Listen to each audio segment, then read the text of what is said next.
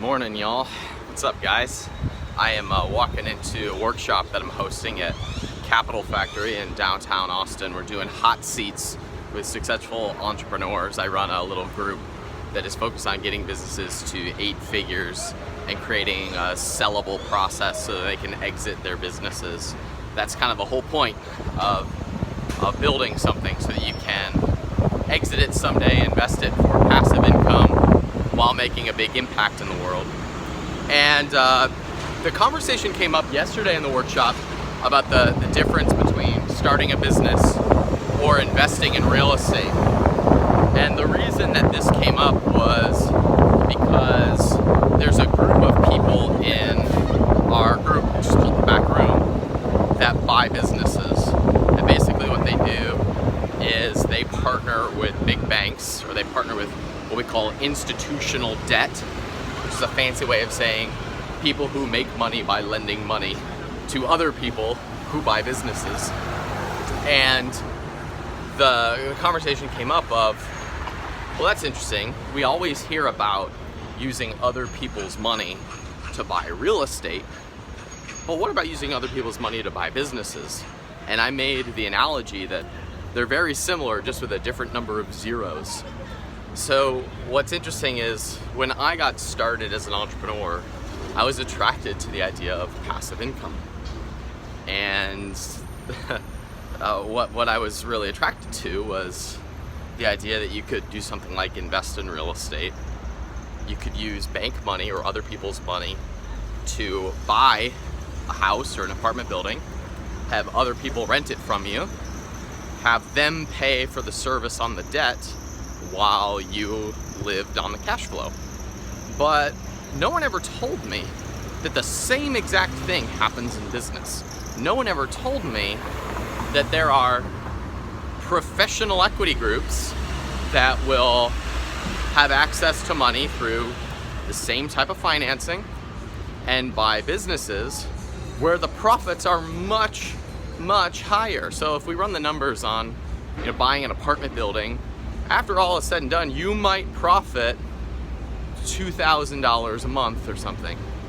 I have a partner in my mastermind, in the Backroom, my mentoring group, who got started, was not an entrepreneur 5 years ago, started a business, took it to $20 to $25 million in about 3 years, sold it, and now he is acquiring businesses. And what he recently did was use the institutional money, use bank financing to buy a business without his own money, and that business will profit about $5 million a year, or $500,000 a month. Now, same type of structure, but completely different numbers. Now, what's interesting about this is the same strategy applies across the board. You're looking for cash flow.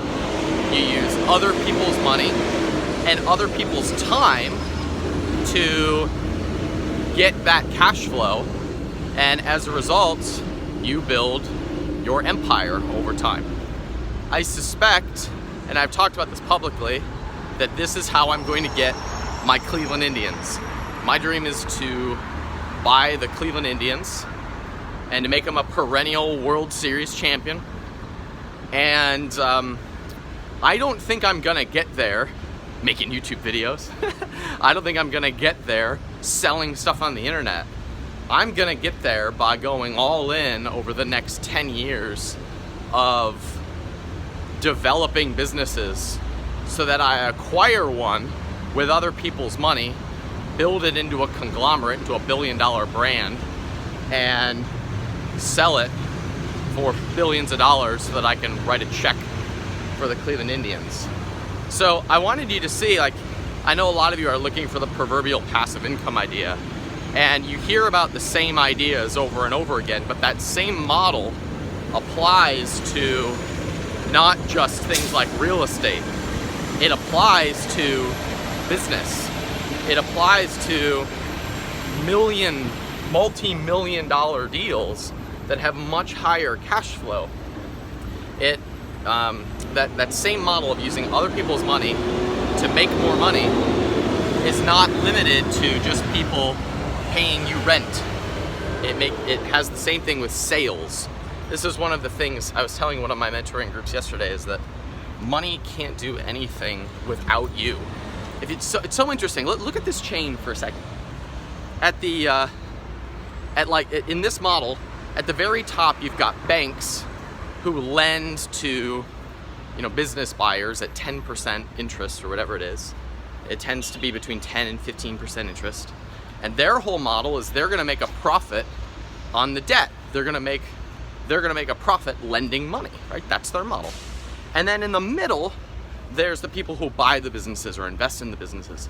They invest that capital that came from the bank, and they buy the businesses, and they write the entrepreneur a big check to have that business, to have that asset.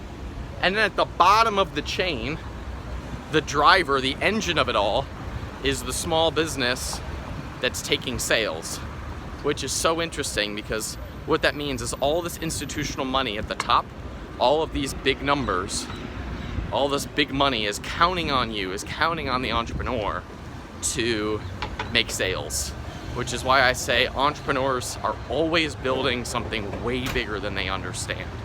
Like that idea of making $10,000 a month or $100,000 a month or $1 million a year is so much bigger than just how it affects your lifestyle.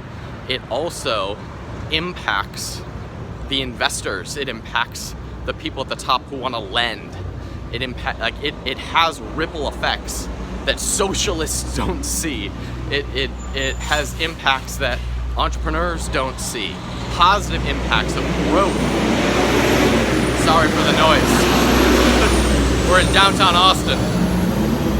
So it has these ripple effects that are very rarely calculated when you're analyzing your business, because it impacts so many other companies and so many customers. So all this to say, the same principles that applied in real estate apply on a much, much bigger scale in business. And that's how the 1% makes their money. That's how people get fabulously wealthy, and that's how I'm gonna buy the Cleveland Indians. Hope you found this helpful. Let me know in the comments, and I'll talk to you guys soon.